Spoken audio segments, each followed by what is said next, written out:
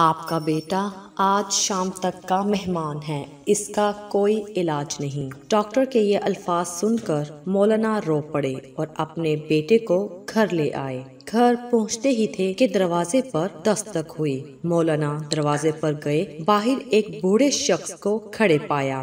حضرت نے سلام اور دعا کے بعد پوچھا، بابا جی خیریت سے آئے ہو؟ وہ کہنے لگا، خیریت سے کہاں آیا ہوں، ہمارے علاقے میں ایک قادیانی مبلغ آیا ہوا ہے، وہ لوگوں کو گمراہ کر رہا ہے، پوری امت گمراہ ہو رہی ہے اور آپ گھر سے ہی نہیں نکل رہے۔ مولانا نے جیسے ہی یہ بات سنی، آپ کی آنکھوں سے آنسو بہہ گئے، چند کپڑے، کتابیں اور ضروری چیزیں بیگ میں ڈالی اور گھر سے روانہ ہونے لگے۔ بیوی نے دامن پکڑ لیا اور کہنے لگی، مولانا آخری لمحات میں اپنے نوجوان بیٹے کو اس حالت میں چھوڑ کر جا رہے ہو؟ مولانا نے آسمان کی طرف نظریں اٹھائی اور کوئی جواب نہ دے سکے تو جان بیٹے نے کہا، ابا جان میں آج کا مہمان ہوں، چند لمحے تو انتظار کر لیجئے، میری روح نکل رہی ہے، مجھے اس حال میں چھوڑ کر جا رہے ہو؟ مولانا نے اپنے جوان بیٹے کو بوسہ دیا،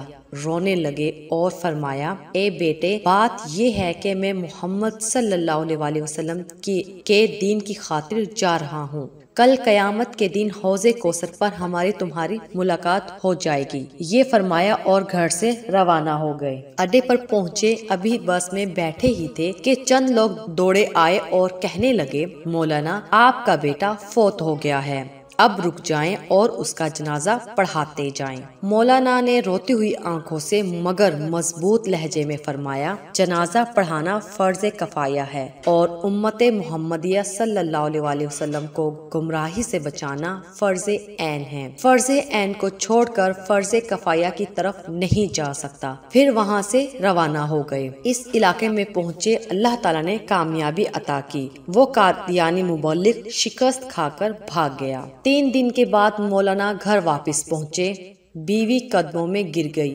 اور رو کر کہنے لگی، مولانا جب آپ جا رہے تھے تو بیٹا آپ کی راہ تکتا رہا اور کہتا رہا، جب ابا جان واپس آئیں تو انہیں میرا سلام عرض کر دینا۔ مولانا نے جب یہ سنا تو فوراً اپنے بیٹے کی قبر پر گئے اور دعا مانگنے لگے، اے اللہ، ختم نبوت کے وسیلے سے میرے بیٹے کی قبر کو جنت کا باغ بنا دے۔ مولانا دعا مانگ کر گھر واپس آئے تو رات بیٹے کو خواب میں دیکھا۔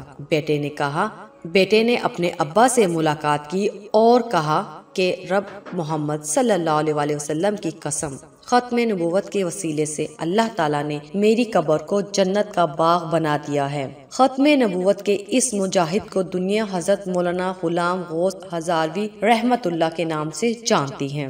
کہ محمد صلی اللہ علیہ وسلم سے وفا، تو نے تو ہم تیرے ہیں، یہ جہاں چیز ہے کیا، لوح قلم تیرے ہیں۔ ہمارے اس ویڈیو کو لائک کیجئے، شیئر کیجئے اور دیا انفو کو ضرور سبسکرائب کیجئے۔ شکریہ۔